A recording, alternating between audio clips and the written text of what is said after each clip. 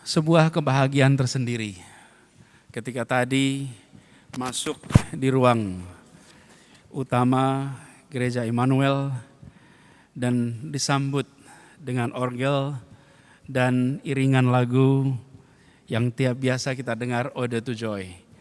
Gereja ini dibangun 1839 dan 2021 memiliki wajah baru yang semoga membawa keberkahan bagi semuanya.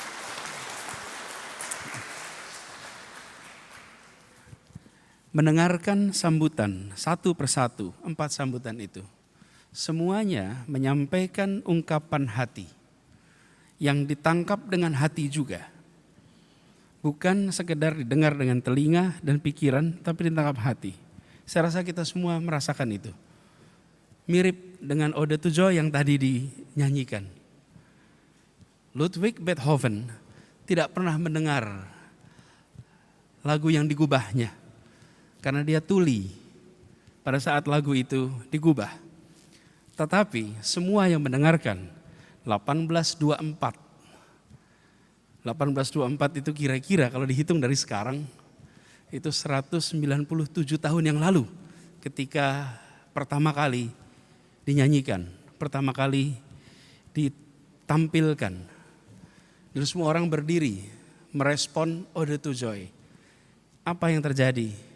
Dia tidak menggubah dengan telinga, dia tidak menulis dengan telinga, dia menulis dengan hati dan dikirimkan dan ditangkap dengan hati.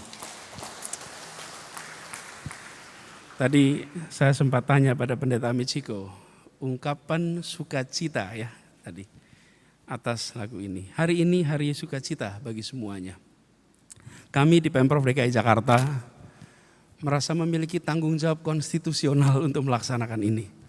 Saya ingat bulannya Desember tahunnya 2017 masuk ke sini menjelang peringatan perayaan Hari Natal tanggal 24 dan berada di tempat ini menyaksikan bangunan yang memiliki nilai sejarah yang luar biasa. Ini bukan sekedar tempat ibadah bagi jemaat GPIB, tapi ini adalah juga sebuah monumen bersejarah bagi bangsa Indonesia dan bagi umat manusia. Karena bangunan ini menjadi saksi perjalanan kemanusiaan. Bangunan ini menjadi saksi perjalanan Jakarta. Dan orgel yang ada di sini termasuk salah satu dari sedikit orgel tua yang ada di dunia. Karena itu kita harus rawat sama-sama. Jadi sesudah itu percakapan dimulai, pembicaraan dimulai, bekerja bersama dengan pemerintah seringkali memerlukan waktu. Kalau pemerintah itu bukan lambat tapi pelan. Beda pelan sama lambat. Kalau lambat itu tidak sesuai target. Kalau pelan itu, Bapak Ibu tahu Tai Chi. Tai Chi itu lambat atau pelan? Pelan. Tai Chi itu pelan, tidak ada Tai Chi yang cepat. Tai Chi itu lambat, tapi itulah kerja proses. Dan kita bersyukur setelah melewati proses yang cukup panjang, hari ini kita menyaksikan tuntasnya pemugaran dari Gereja Immanuel. Di sini ada 4 hal yang kemarin dibangun. Revitalisasi interior, revitalisasi eksterior gereja, kemudian lift yang tadi saya merasakan naik liftnya ke atas. Jadi semoga ini penyandang disabilitas, orang tua bisa leluasa masuk ke gereja ini. Dan yang tidak kalah penting adalah perbaikan orgel ini. Ini adalah satu cagar budaya yang luar biasa. Ini harus kita rawat sama-sama. Karena itu kami di Pemprov DKI Jakarta merasa terpanggil untuk menjalankan tugas konstitusional yang diembankan kepada kita. Bukan sebuah kebetulan, Pak Imam Besar, bukan kebetulan. Kita berada di tempat ini yang hanya 300 meter dari Gedung Pancasila. Di Gedung Pancasila itulah dirapatkan rencana kemerdekaan Republik ini. Disitulah disusun rencana-rencana yang kemudian kita pahami sekarang sebagai pembukaan kemerdekaan. Kesepakatan itu dibuat 300 meter dari tempat ini, namanya Gedung Pancasila. Dan di dalam perdebatan, di dalam diskusi, tidak pernah ada kata minoritas, tidak pernah ada kata mayoritas. Bapak Ibu cek, tidak pernah. Para pendiri republik ini mengatakan bahwa republik ini dibangun untuk semua golongan, setiap golongan yang ada. Minoritas mayoritas mencerminkan ukuran. Republik ini tidak didirikan untuk melindungi minoritas, tidak didirikan untuk melindungi dan tidak didirikan untuk melindungi mayoritas, tapi didirikan untuk melindungi setiap warga negara tanpa bicara ukuran. Para pendiri menggunakan istilah golongan. Dan kalau boleh saya meneruskan sedikit, bahwa kota ini kota bersejarah. 300 meter Gedung Pancasila. 1,5 kilometer Sumpah Pemuda. Sumpah Pemuda menyatakan satu bangsa. Saya membayangkan ini adalah sebuah persenyawaan. Persenyawaan itu adalah berkumpulnya unsur, berinteraksi, membentuk unsur baru. Itu berbeda dengan percampuran. Persenyawaan adalah kumpulan unsur membentuk unsur baru. Saya membayangkan seperti saya tadi pagi juga sampaikan, hidrogen dan oksigen bergabung membentuk air. Air itu bukan oksigen, air itu bukan hidrogen, tapi dalam air ada oksigen, dalam air ada hidrogen. Sama dengan keluarga, keluarga itu bukan laki-laki dan bukan perempuan. Bersatunya laki dan perempuan membentuk keluarga. Tapi dalam keluarga ada laki-laki, dalam keluarga ada perempuan. Kita menjadi bangsa Indonesia karena kita punya tujuan yang sama. Kita tidak mempersatukan asal-usul, tapi kita mempersatukan tujuan. Bersatu dalam tujuan, itulah keunikan bangsa Indonesia. Dan itulah keunikan Republik Indonesia. Karena itu tugas dari siapapun yang membawa amanat konstitusional. Kami disumpah untuk menjalankan konstitusi. Dan saya pribadi punya perasaan tanggung jawab pribadi. Karena kakek saya ikut rapat di situ. Beliau anggota BPUPKI, ikut rapat dalam pendirian Republik ini. Karena itu kami merasa tanggung jawab ini bukan tanggung jawab konstitusional. Saya satu saat nanti jika kita bertemu, saya akan mengatakan paling tidak apa yang disepakati saya ikut jalankan dan saya ikut tuntaskan di Republik ini. Nah, apa yang menarik? Memberikan rasa keadilan. Kita ingin menjadi sebuah negara yang ada rasa keadilan. Kenapa kita ingin merdeka? Karena dalam kolonialisme tidak ada keadilan. Kita merdeka untuk mendapatkan keadilan. Tanggung jawab kami di DKI Jakarta adalah mencoba untuk menghadirkan kesetaraan kesempatan dalam semua aspek. Tadi disebutkan juga oleh saya hormati Romo Samuel, pesan sangat penting tentang bagaimana Jakarta ramah pada semua. Jakarta memfasilitasi. Bapak Ibu saya hormati, kalau boleh saya cerita, semenjak kami bertugas di Jakarta, salah satu hal yang ditiadakan adalah operasi justisia di Jakarta. Karena operasi justisia itu memeriksa orang-orang yang tidak berKTP Jakarta untuk masuk. Saya tanya, yang diperiksa di mana? Di terminal, di stasiun. Ada nggak yang diperiksa di airport? Tidak ada. Yang diperiksa di bawah semua. Saya katakan di Republik ini, orang berKTP mana saja boleh pergi kemana saja. Tidak ada larangan di Republik ini dari mana saja ke mana saja. Orang Jakarta boleh ke Surabaya, orang Surabaya boleh ke Jakarta, tidak ada larangan. Karena itu kesetaraan harus menjadi bagian yang kita pegang amat erat. Bukan saja dalam aspek kita bicara keagamaan.